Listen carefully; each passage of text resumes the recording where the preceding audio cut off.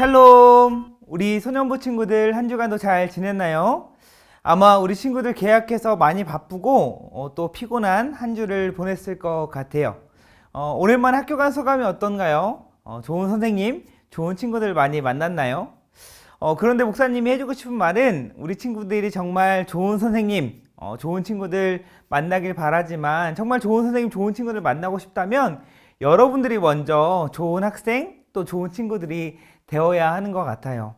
선생님을 정말 존경하는 마음으로 선생님 말씀도 잘 듣고 또 친구들과의 사이에서도 여러분들이 먼저 섬기고 또 사랑을 베풀 때에 선생님들과 친구들에게 사랑받는 여러분들이 될 것입니다. 이번 한 학기도 특별히 학교에서 또 예수님을 믿는 우리 친구들답게 선한 영향력을 끼치는 우리 친구들 되길 바랍니다. 오늘 하나님 말씀 볼게요. 오늘 함께 나눌 하나님 말씀은 사도행전 16장 25절에서 26절까지의 말씀이에요. 우리 한 목소리로 우리 함께 읽어볼게요. 사도행전 16장 25절에서 26절 말씀입니다. 함께 읽겠습니다. 한밤중에 바울과 실라는 하나님께 기도를 하며 찬송을 불렀습니다. 다른 죄수들도 그들의 기도와 찬송 소리를 듣고 있었습니다. 그때 갑자기 감옥까지도 흔들릴 정도의 큰 지진이 발생했습니다. 감옥 문이 모두 열리면서 죄수들을 묶고 있던 사슬들도 다 풀렸습니다. 아멘. 여러분, 코로나 확진자의 수가 연일 매일 약 20만 명이 육박하는 그러한 숫자가 기록되고 있습니다. 아마 지금 이 영상을 통해 예배하고 있는 우리 친구들 중에도 이미 코로나에 확진된 친구들도 있을 것이고 약간 코로나 증상이 있어서 혹시 코로나에 걸린 거 아니야? 걱정하고 있는 친구들도 있을 것 같아요. 너무나도 많은 확진자가 나오고 있는 그런 상황이기 때문에 또 어디서 어떻게 전염될지 모르는 상황 가운데서 우리는 살아가고 있습니다. 목사님 바라기는 우리 친구들 모두 확진되지 않고 바이러스에 감염되지 않고 건강하게 잘 지나가기를 바라며 기도하지만 안타깝게도 곳곳에서 코로나 증상이 있다고 또 코로나에 확진되었다는 소식을 듣게 되는데 너무나도 그 소식을 들을 때 걱정되기도 하고 또 너무나 속상한 그런 마음이 들기도 합니다. 그런데 여러분, 우리가 살아가는 삶 속에서 우리가 원하는 대로 우리에게 좋은 일들만 가득 일어나기를 원하지만 이렇게 우리가 코로나에 감염되길 원하지 않는데도 불구하고 이렇게 감염되듯이 때론 원하지 않는 어려운 일들이 우리의 또한 마음을 속상하게 하는 일들이 우리의 삶 가운데 계속해서 일어납니다. 우리 인류의 죄로 인해서 하나님께서 창조하신 이 아름다운 창조세계가 타락하고 부패하면서 온전하지 못하기 때문에 우리에게 이렇게 힘든 일, 우리를 속상하게 만드는 일들을 만나게 되는 것이죠. 그런데 이렇게 힘든 일, 우리의 마음을 속상하게 만들 만한 그런 일들을 만났을 때에 일반적으로 사람들은 어떻게 반응을 하나요? 맞아요. 불평을 합니다. 막 짜증을 내요. 왜 하필 나에게 이런 일이 일어났지? 불만을 늘어놓고 분노하는 것이죠. 억울하다라는 거예요. 그런데 여러분, 우리는 생각해 보아야 합니다. 무엇을 생각하냐면 매일 우리의 삶 가운데 수도 없이 우리가 예상하지 못한 우리를 불평하게 만들고 우리의 마음을 속상하게 만드는 일들이 일어나는데 매번 이러한 상황 속에서 불평하고 원망하고 짜증내는 이러한 우리의 모습이 과연 하나님께서 기뻐하시는 모습일까? 우리는 생각해 보아야 하는 것이죠. 힘든 일, 어려운 일 만났을 때에 불평하고 원망하는 그런 모습이 정말 하나님을 믿고 하나님을 의지하는 사람의 모습일까요? 하나님을 믿고 정말 하나님께 살아계심을 확신하고 하나님께 나와 함께 하신다는 사실을 믿는 사람이다라고 한다면 어떠한 모습으로 살아가야 하는 것일까요? 특히나 사단은 하나님을 믿는 사람들을 더욱 공격해 옵니다. 어떻게 해서든 하나님을 믿지 못하게 하기 위해서, 하나님을 믿는 믿음을 빼앗기 위해서, 하나님을 불신하고 하나님을 멀리하게 하기 위해서 끊임없이 우리를 유혹하고 끊임없이 우리를 공격해 온다라는 거예요. 힘든 일, 어려운 일, 우리의 마음을 속상하게 하는 일들이 자꾸만 일어나게 하면서 점점 하나님을 믿지 못하게, 하나님을 바라보지 못하게 한다라는 거예요. 그렇다면 우리 친구들, 우리 모두는 우리에게 힘든 일, 우리가 예상하지 못한 일들을 만났을 때에 어떠한 자세를 취해야 할까요? 어떻게 반응하는 것이 과연 하나님께서 기뻐하시는 삶의 모습일까요? 오늘 말씀을 보면 바울은 복음을 전하다가 뜻하지 않은 어려움을 당하게 됩니다. 오늘 말씀에서 뜻하지 않은 어려움을 만났을 때에 이 바울의 모습을 우리는 주목해야 합니다. 오늘 함께 읽은 본문 앞부분을 보면 바울과 실라가 열심히 복음을 전하고 또 기도할 시간에 기도할 만한 곳을 찾다가 한 여자를 만나게 됩니다. 그런데 그 여자는 어떠한 사람이었나요? 바로 점치는 귀신 들린 사람이었어요. 그런데 그 여자는 또 종이었던 것으로 보입니다. 그 말은 자신의 주인이 있는 사람이었다라는 것이죠. 그런데 주인이 한 사람만 있는 것이 아니라 여러 사람을 주인으로 모시고 있던 종이었던 것으로 보입니다. 이 여종을 주인으로 삼은 여러 주인들은 이 귀신 들린 여종을 통해서 많은 돈을 벌면서 많은 부를 그동안에도 누려왔고 또 앞으로도 누리려 했던 것입니다. 아마도 이 귀신 들린 여종은 사람의 미래를 알려주는 소위 말해 신통한 점쟁이였고 그래서 많은 사람들이 많은 돈을 주면서까지 자신의 미래를 알기 위해 이 귀신 들린 여종을 찾아왔던 것 같아요. 이 귀신 들린 여종을 바울과 실라가 기도하는 곳을 찾다가 만난 거예요. 그런데 이 귀신 들린 여종이 바울과 실라를 보고 계속해서 쫓아다니면서 매일매일 괴롭히는 거예요. 귀신 들린 여종이 바울과 실라를 쫓아다니면서 했던 말을 보면 이렇게 이야기를 해요. 이 사람들은 가장 높으신 하나님의 종들이야. 이 사람들은 여러분에게 구원의 길을 전하고 있어 라고 따라다니면서 이렇게 외치는 거예요. 물론 바울과 실라의 신분에 대한 그 말이 틀린 말은 아니지만 그러나 몇 날 며칠 따라다니면서 이렇게 이야기를 하니까 바울이 너무나도 괴로웠던 거예요. 그래서 참다가 그 귀신 들린 여종에게 이렇게 명령합니다. 뭐라고 명령하나요? 그 여종 안에 있는 귀신에게 예수 그리스도의 이름으로 명령한다. 그 여자에게서 나오너라 라고 명령하는 것입니다. 그렇게 예수의 이름으로, 예수님의 이름으로 명령했을 때에 그 귀신이 즉시 그 여종에게서 나오게 됩니다. 그런데 여기서 우리 친구들이 오해하지 말아야 할 것이 있어요.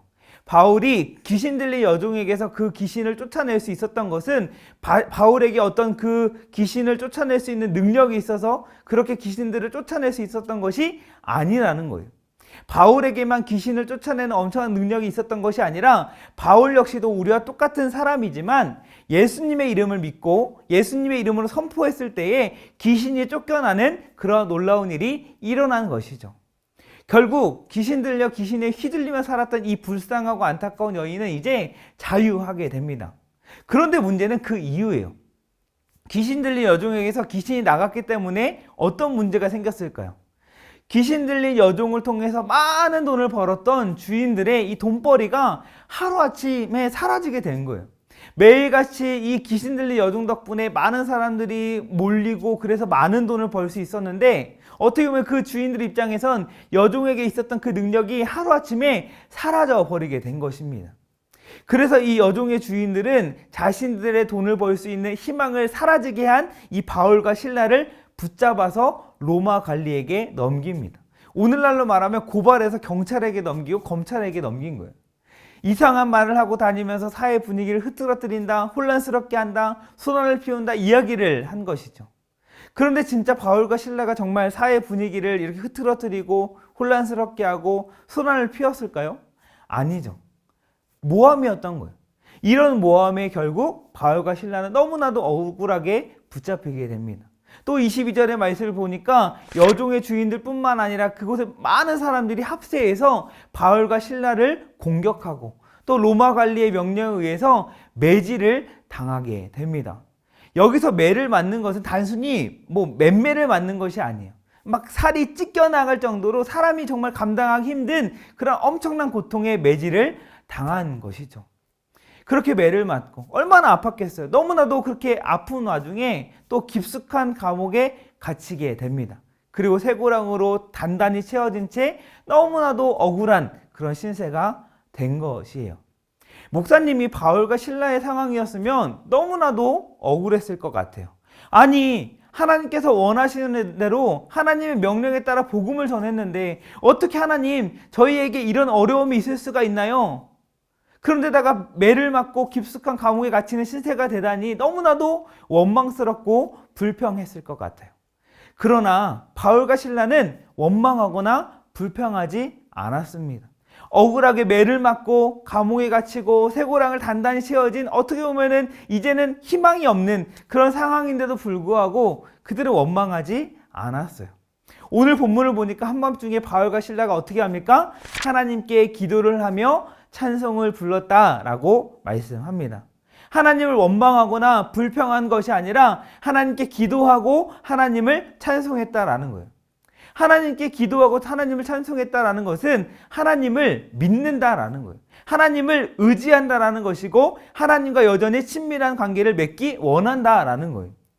억울하고 불평과 불만이 가득할 법도 한 이 상황에서도 그들 흔들리지 않고 이 바울과 실라는 하나님을 신뢰하고 살아계신 하나님, 깊숙한 감옥임에도 여전히 우리와 함께 하신 하나님을 바라보고 의지했다라는 것입니다.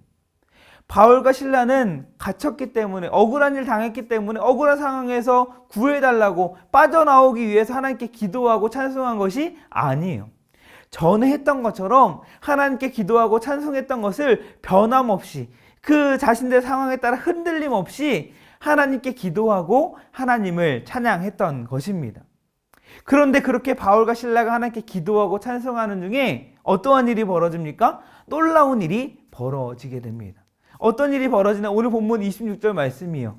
그때 갑자기 감옥까지도 흔들릴 정도의 큰 지진이 발생했습니다. 감옥 문이 모두 열리면서 죄수들을 묶고 있던 사슬들도 다 풀렸습니다. 바울과 실라가 평소처럼 하나님께 기도하고 하나님을 찬송했는데 놀라운 일이 벌어진 거예요. 이 일이 우연히 벌어진 일일까요? 그것은 우연이 아니에요. 분명 하나님께서 바울과 실라의 찬양과 기도에 대한 반응으로 하나님께서 놀라운 일을 그들에게 보여주신 것입니다. 그렇다면 오늘 말씀을 통해서 우리가 기억해야 할 것은 무엇인가요?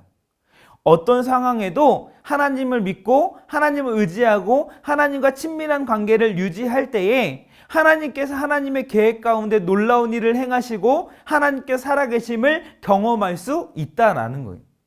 어떤 상황 속에서도 흔들림 없이 하나님을 찾고 하나님께 기도하고 하나님을 찬송할 때에 하나님께서 내 삶 가운데 일하심을 경험할 수 있다라는 것입니다.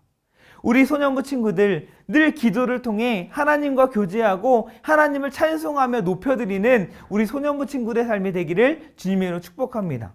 우리의 삶에 중요한 것은 바로 이것이에요.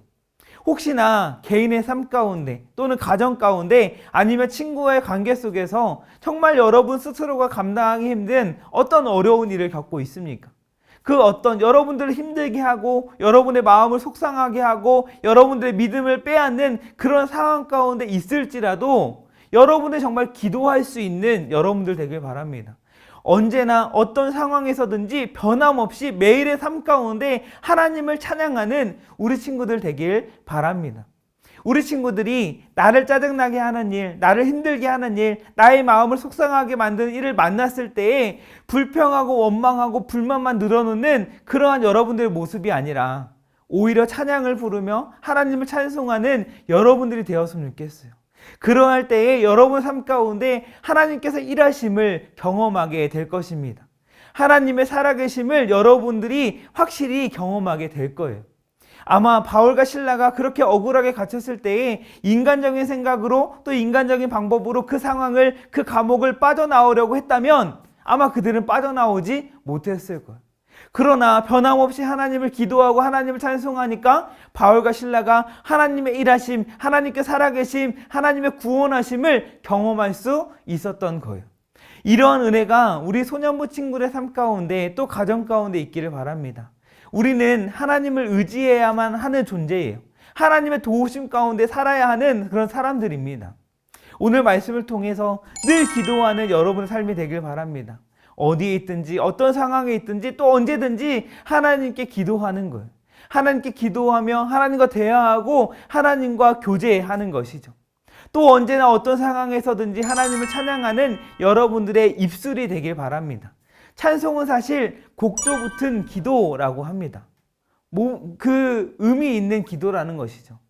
우리가 부르는 찬양이 그냥 노래 같지만 그 노래 가사를 통해 하나님을 높이고 하나님께 고백하는 것.